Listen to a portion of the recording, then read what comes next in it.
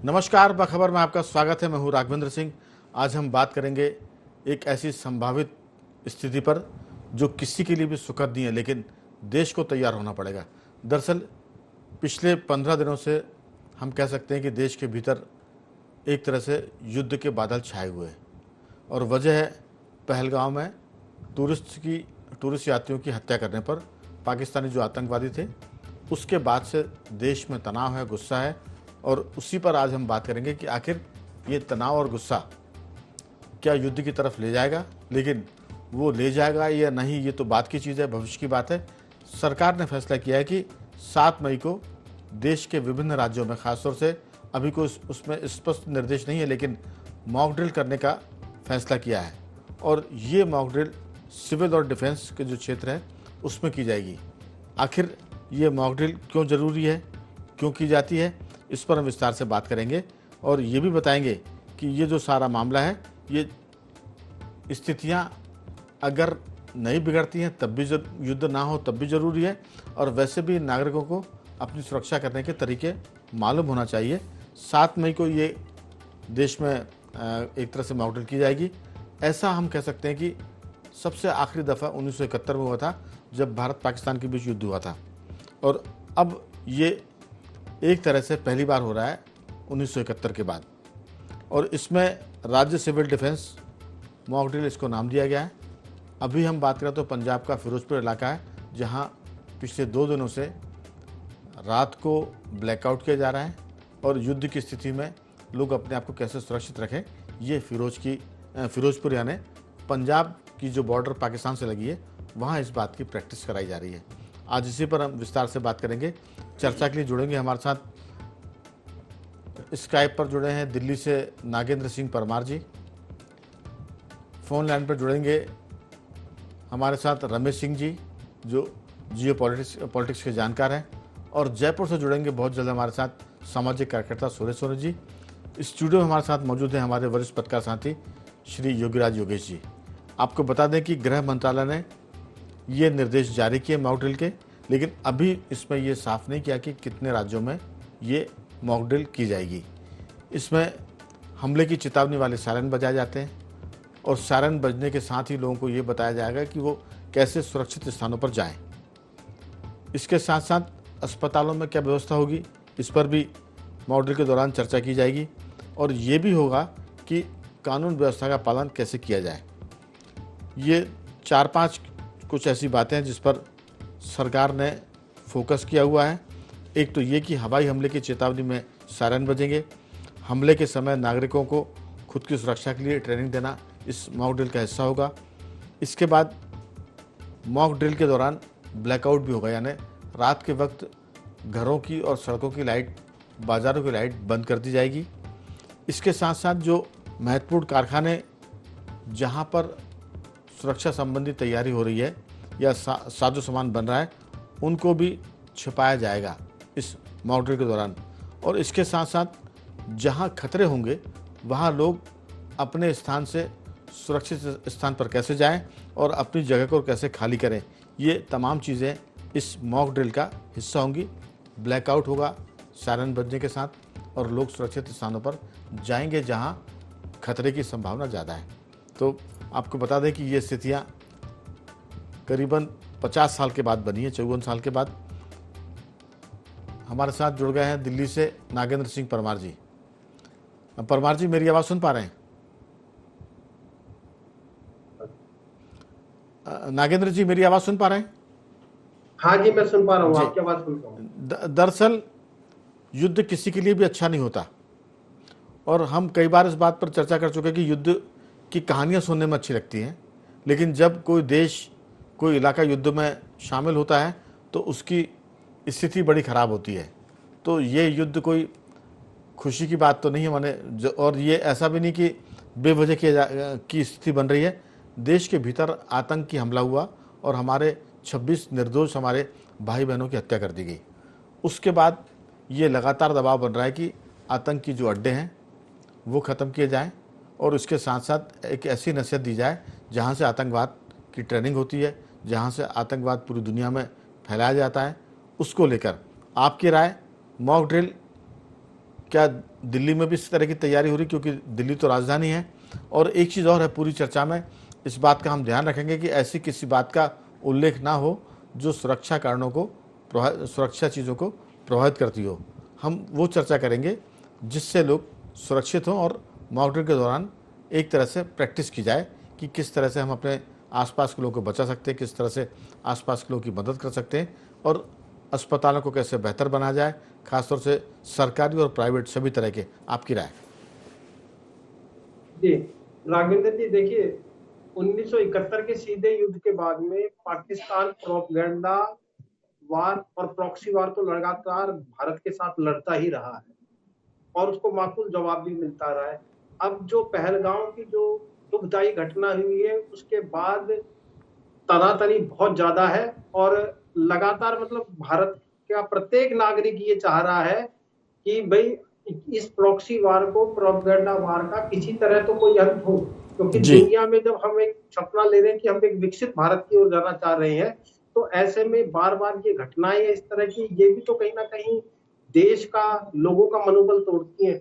उस संदर्भ में अभी जो मॉक ड्रिल है इसे हम देख सकते हैं कि किसी अप्रिय स्थिति के लिए, सिर्फ इसका अर्थ हम ये ना लगाए आज तो चलो युद्ध के मुहाने पे भी हो सकता है देश खड़ा हुआ, जिस तरह की तनातनी चल रही है और जिस तरह हमारा पड़ोसी देश है वो प्रतिक्रियाएं व्यक्त कर रहा है, मतलब एक तो ये ना चोरी और सीना जोड़ी जैसी स्थिति जो पैदा कर रहा है।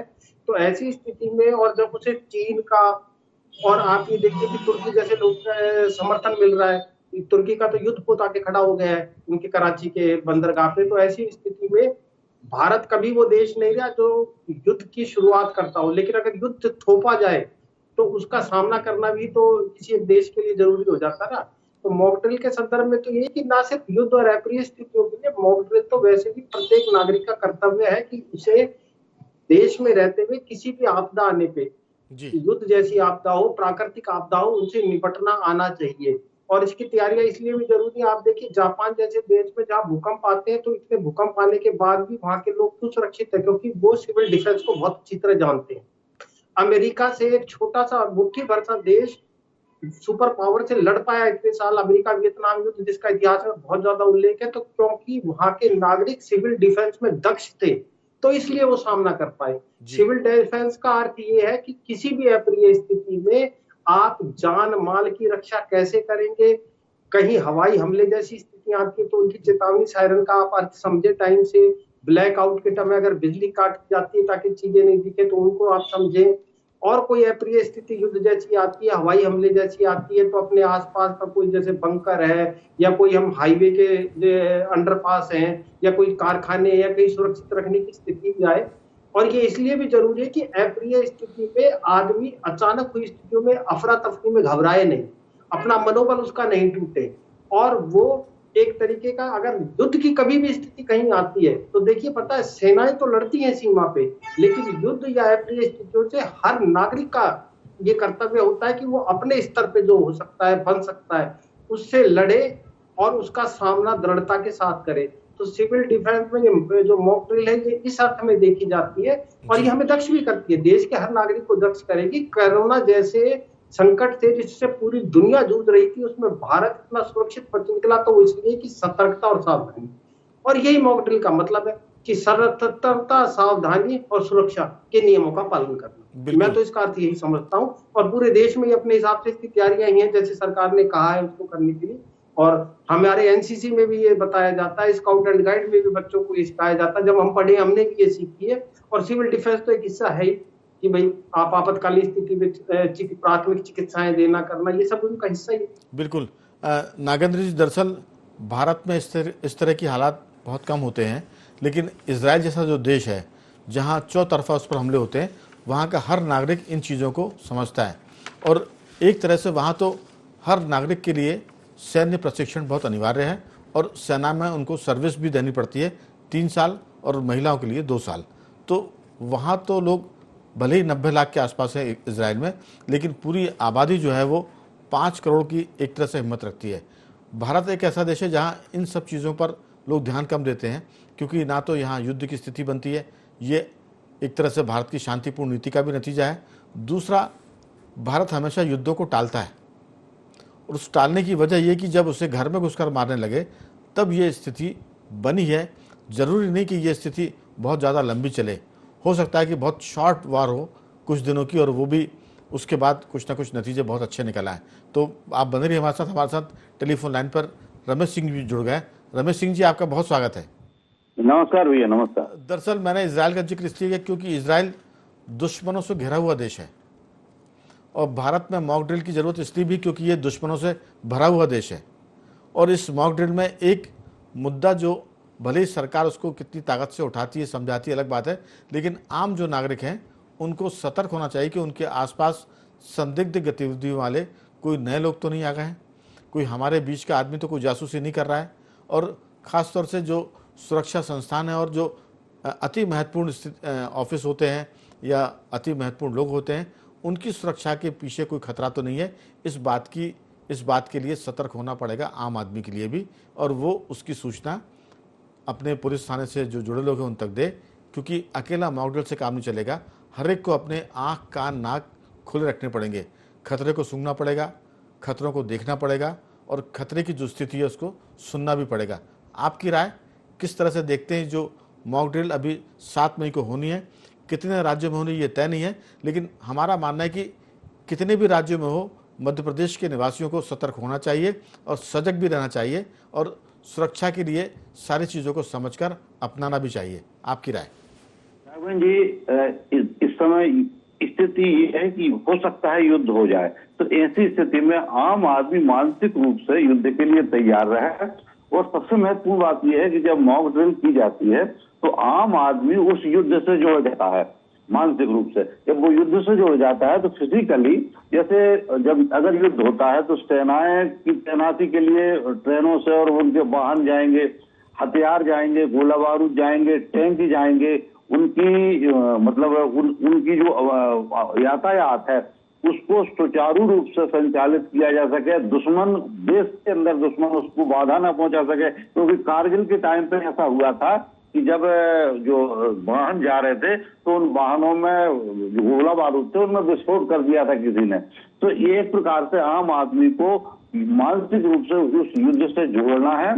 और दूसरी बात यह है कि जान माल की, अगर युद्ध होता है तो जान माल की हिफाजत हो सके। आम आदमी जब सतर्क रहेगा और अगर कोई बम गिर गया किसी के पास या कहीं कोई घायल हो गया तो तत्काल उसके लिए मानसिक रूप से उसे पता होगा कि हमें इसको कहाँ ले जाना है। दूसरा इसका एक पहलू यह है कि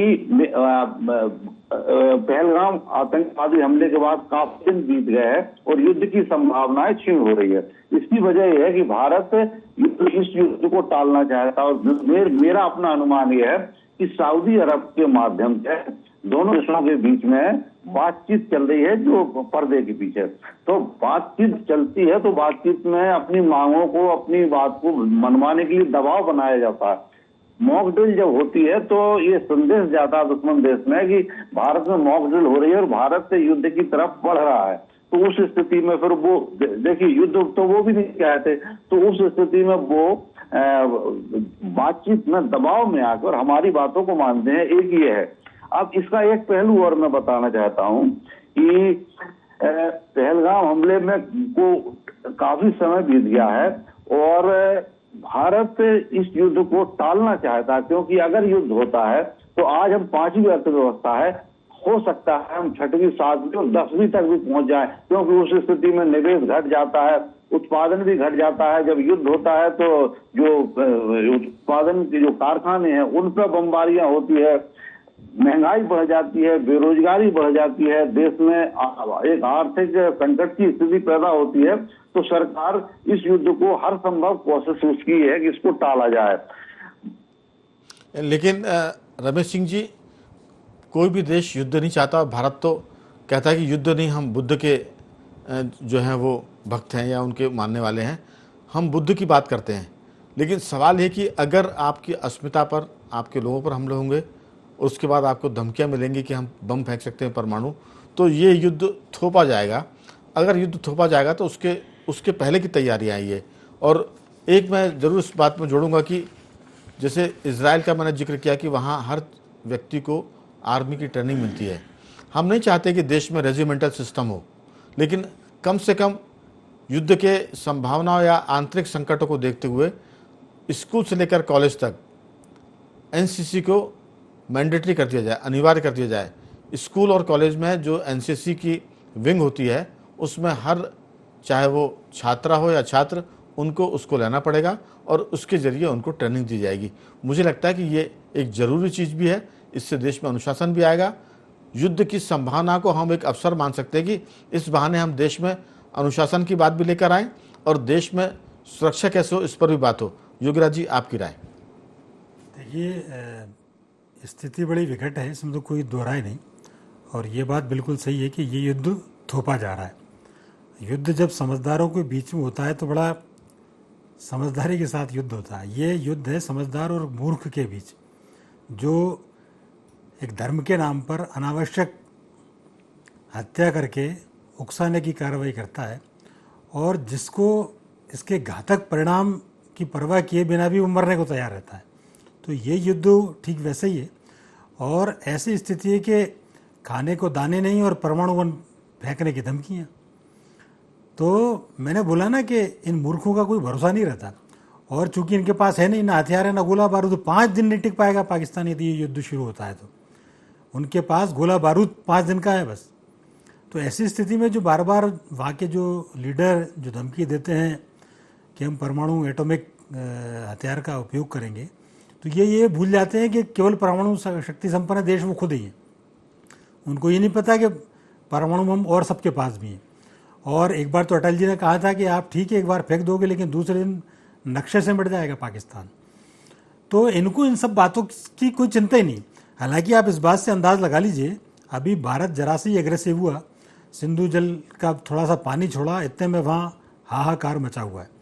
और ये सब सावधानी पूर्वक उठाए जा रहे कदम है जो भारत सरकार जो मॉक ड्रिल की बात कर रही है या जो घेराबंदी जिस तरीके से कर रही है, वो बहुत समझदारी वाला कदम है, ताकि पूरी दुनिया को ये बताया जा सके कि ये युद्ध हम पर थोपा गया है। नागरिकों को इसके लिए तैयार किया जा सके कि संकट की स्थिति में, आपात की स्थिति में कैसे रहा जाए, किन चीज़ों का उपयोग करा जाए। ऐसे बिल्कुल ऐसा संकट की कोई घड़ी सामने आ जाए तो हम कैसे अपने आप को सुरक्षित रखें, किन स्थानों पर हमें जाया जाए, जो सरकार के गाइडलाइंस जो जारी होती हैं उसको कैसे समझा जाए। क्योंकि हमारे यहाँ तो लोगों को सूझ ही नहीं पड़ती बहुत दिनों तक कि ये हो क्या रहा है। क्योंकि जैसा आपने कहा ना कि दुश्मन देश से घिरा हुआ है इजराइल और भारत दुश्मनों से भरा हुआ है, तो यहाँ तो पग पग पे दुश्मन कंठ पे बैठा हुआ है आपके। तो यहाँ सतर्कता की बहुत आवश्यकता है। और चूंकि हमारा व्यवहार जो है, हमारा जो आदतन जो हमारा स्वभाव है, वो एक हम ये मान के चलते हैं कि युद्ध तो वहाँ हो रहा है बॉर्डर पे, यहाँ कोई असर ही नहीं पड़ेगा। जैसे कोरोना जब आया था, अरे उन्होंने कहा वो चाइना से है, भी भारत आने में तो सालों लग जाएंगे। लेकिन आजकल चीज़ें बहुत तेज़ी से सर्कुलेट होती हैं, ये लापरवाही नुकसान पहुंचा सकती है।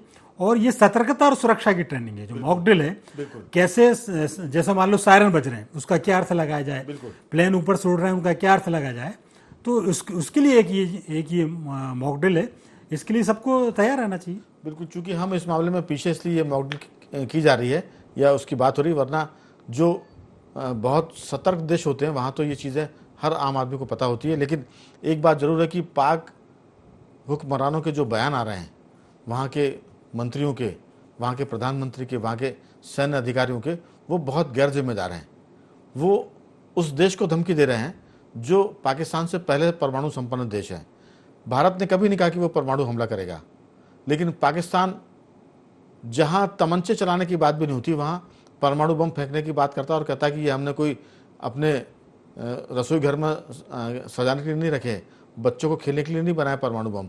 ये तो हर कोई जानता है कि बम है तो फेंकने के लिए होता है, लेकिन वो गैर जिम्मेदार देश की तरह व्यवहार कर रहा है। और इस पर भी दुनिया की नज़र है कि पाकिस्तान परमाणु हथियार संपन्न देश तो है, लेकिन गैर जिम्मेदार देश है। वो आतंकवादियों की तरह धमकाने की कोशिश कर रहा है। तो दुनिया इस पर भी सोचेगी कि एक ऐसे देश को कैसे नियंत्रित किया जाए जो छोटी छोटी बातों पर परमाणु बम की उससे धमकी देता है जिसके पास खुद परमाणु बम है। तो हमारे साथ सूरज जी जुड़ गए हैं जयपुर से। सूरज जी, आपका बहुत बहुत स्वागत है। जी नमस्कार। दरअसल राजस्थान भी पाकिस्तान बॉर्डर से लगा हुआ राज्य है और उसके साथ साथ राजस्थान के जो लोगों की मैं कहूँगा कि हर घर से तो एक आदमी, लेकिन हर गांव से एक आदमी जरूर भारतीय सेना में है। और इसलिए वहाँ के रणबांकुरों की रगों में युद्ध भी बसता है और युद्ध के साथ साथ लड़ने की ताकत भी होती है। लेकिन अभी एक जो खबर आई है कि वो ये कि कोई आदमी ऐसा पकड़ा गया है जो गुप्त जानकारियां शेयर कर रहा था पाकिस्तान के साथ। वहाँ किस तरह से लोग सतर्क हैं और किस ढंग से संदिग्ध लोगों को आम आदमी पहचानने की कोशिश करके पुलिस को सूचना दे रहा है, क्योंकि जो खुफिया एजेंसियां वो तो पकड़ेंगी जो जासूस है, लेकिन आम आदमी को भी उन पर नजर रखने की ज़रूरत है जो कोई बम धमाका करके, कोई गड़बड़ी फैलाकर, कोई हिंसा की घटना करके देश में अशांति फैलाना चाहते हैं। क्योंकि युद्ध सिर्फ सीमा पर नहीं होता है, देश के भीतर भी लोग जंग लड़ते हैं। आपकी राय? राघवेंद्र जी, राजस्थान के गांवों की जो सीमाएं लगती है, विशेष तौर पर जो सीमावर्ती हमारे जिले हैं, तो पंजाब से जो आगे राजस्थान का जो एरिया है पूरा, उसमें लगभग क्षेत्रों के अंदर आमतौर पे जो ग्रामीण है पिछले 10-12 दिनों से लगातार वॉच कर रहे हैं। गाइडलाइन तो आज जारी हुई है कि 7 मई को मॉक ड्रिल होगी, लेकिन जो सीमाओं पे लोग रहते हैं, गाँव में रहते हैं, उनको तो लगभग को पता ही रहता है।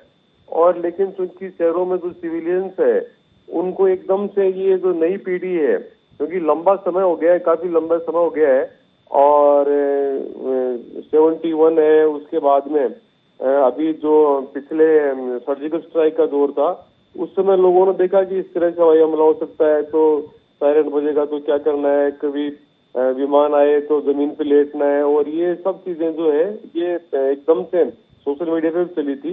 लेकिन राजस्थान के जो सीमावर्ती क्षेत्र है उनके गांव में तो घर घर के अंदर लोगों को इन चीजों का पता रहता है, और लाइट जा रही है, ब्लैकआउट हो रहा है और सायरन बज रहा है, तो वो लगभग लोग जानते ही है। क्योंकि लेकिन सूरज जी, सबसे खतरनाक और चिंताजनक बात होगी, देश के भीतर रहकर जो खुफिया जानकारी दुश्मन देश को दे रहे हैं, वो आम आदमी को उस पर को नजर रखने की जरूरत है, क्योंकि हर एक व्यक्ति के पीछे खुफिया एजेंसी नहीं लग सकती। इसलिए सब सतर्क रहें। ये भी एक मॉक ड्रिल का संदेश है। आम आदमी अपनी जान तो बचाए, लेकिन कोई संदिग्ध आदमी है जो देश की खिलाफत कर रहा है, उस पर भी नज़र रखकर पुलिस को बताएं और सुरक्षा एजेंसियों को बताएं। समय कम बचेगा बातचीत में, चूँकि लगभग 1-1.5 मिनट का वक्त है। नागेंद्र जी, आपकी कोई छोटी सी राय कि आम आदमी सतर्क तो रहे, लेकिन अपने आसपास के जो संदिग्ध लोग हैं उनसे भी, क्योंकि हम कहते हैं कि इजराइल दुश्मन से घिरा हुआ है, भारत दुश्मनों से भरा हुआ है, तो दुश्मनों को पहचान कर पुलिस को बताए। आपकी छोटी टिप्पणी। जी राघवेंद्र जी, सेना में एक बात कही भी जाती है कि मुश्किल वक्त जवान सक, तो मुश्किल वक्त में सिर्फ जवान नहीं, जवान से मतलब देश का हर एक नागरिक साथ। बिल्कुल। और क्योंकि मेरी 3 पीढ़ियां सेना में रही है, तो मैं सेना से संबंधित एक बात और कहना चाहूंगा कि सेना में कहा जाता है कि आप अभ्यास में जितने ज्यादा पसीना बहाएंगे, युद्ध में उतना ही खून आपका कम बहेगा। तो ये मॉक ड्रिल भी सिविल डिफेंस है, ये हमारे लिए वो है कि आम आदमी इसमें जितना सतर्कता, सावधानी सीखेगा, सेल्फ डिफेंस सीखेगा, अप्रिय स्थिति में वो उतना ही खुद सुरक्षित रहेगा और देश को सुरक्षित रखेगा। बिल्कुल नागेंद्र जी, आपको और आपके परिवार को सैल्यूट है जो 3 पीढ़ियां देश की रक्षा के लिए काम सेना में काम कर रही हैं। लेकिन आपने जो कहा कि मुश्किल वक्त और जवान सख्त, उसमें एक चीज़ और जोड़ दी कि एक दुश्मन एक गोली, गोलियां भी खराब नहीं होनी चाहिए, ताकि दुश्मन के मारे जाने पर आपको ना लगे कि एक को मारने में 20 गोली खर्च हो गई। तो बहुत सारी चीज़ें, दुश्मन तो हमारे सामने है, लेकिन सख्त होने की जरूरत है। रमेश जी, छोटी सी टिप्पणी, आम आदमी को सतर्क रहना पड़ेगा। आम आदमी को सतर्क रहना पड़ेगा। और मैं एक बात बता दूं राघवेंद्र जी, कि भारत के पास युद्ध का सबसे अच्छा विकल्प बीएलए और टीटीपी है। टीटीपी हम युद्ध में डायरेक्ट ना जाके, और टीटीपी और बीएलए के माध्यम से जो प्रॉक्सी वार अगर लड़ेंगे तो उससे हमारा जो उद्देश्य है वो पाकिस्तान को। रमेश जी, ये सब मुझे लगता है कि गोपनीय और रणनीतिक बातें, हालांकि ऐसी ये कोई बात हम लोग नहीं कर रहे हैं जो किसी को पता ना हो, लेकिन सवाल है कि जो लोग इस बात पर काम कर रहे हैं, हमारे सेना अध्यक्ष विशेषज्ञ हैं, उन सब के दिमागों में ये बात होगी कि कम खून बहे और नतीजे ज़्यादा अच्छे मिले। और इसके लिए जो आपने कहा कि बलूचिस्तान की बात हो रही है, सिंध की बात हो रही है, और आपने टीटीपी की बात की, लेकिन ये सब चीज़ें रणनीतिक है। योगीराज जी, भारतीय सेना को कहा जाता है कि वो रणनीति बनाने में और उसका पालन करने में पूरी दुनिया में बहुत नंबर 1 है। इसीलिए आप देखिए कि 2 सर्जिकल स्ट्राइक हुई थी, बालाकोट, और उसके बाद आप देखिए कि एक भी हमारे जवान को कहीं खरोच नहीं आई। आपकी 2-4 वाक्यों में टिप्पणी। देखिए, युद्ध जीते ही मानसिक तौर पर जो परिपक्व होता है वो युद्ध जीतता है। हथियार तो अपनी जगह है ही, जो स्ट्रेटेजी होती है वो बहुत काम करती है। ठीक बात। अब वो पागलों की तरह बात कर रहे हैं कि साहब वो अपने परमाणु बम को परमाणु बम मानते नहीं, वो कहते हैं हमारे पास इस्लामिक एटॉमिक हथियार है। तो आप इस तरीके की जब बात कर रहे हैं और पाव पाव भर के हमारे पास ऐसी हास्यास्पद बात करते हैं। बस एक बात और बोलूँगा, वहाँ के सेना अध्यक्ष, वहाँ के बड़े बड़े नेता कह रहे हैं परमाणु बम गिरा देंगे और खुद चलेगा इंग्लैंड कनाडा सुरक्षित रहने। कुल मिलाकर हम कह सकते हैं कि उनके पास परमाणु बम तो है, लेकिन परमाणु बम रखने का सलीका उनके पास नहीं है। बात बात पर परमाणु बम की धमकी देना ये बताता है कि या तो उनके बम में दम नहीं है या फिर उनके दिमागों में भी दम नहीं है। बातें सिर्फ जुबान से हो सकती है, लेकिन युद्ध लड़ने के लिए हौसला भी चाहिए पड़ता है और हथियार भी चाहिए पड़ते हैं। पूरा देश तैयार है, इसलिए हमने कहा कि हो जाओ तैयार। देश के लिए कम से कम सतर्क होना पड़ेगा सबको। मैं चारों मेहमानों को धन्यवाद करूंगा। सूरज जी आपका धन्यवाद, नागेंद्र जी आपका धन्यवाद, रमेश सिंह जी आपका बहुत साधुवाद और युगराज जी आपका बहुत बहुत धन्यवाद कि आपने चर्चा में हिस्सा लिया। तो बखबर में सिर्फ इतना ही। बने रहिए हमारे साथ और देखते रहिए IND24।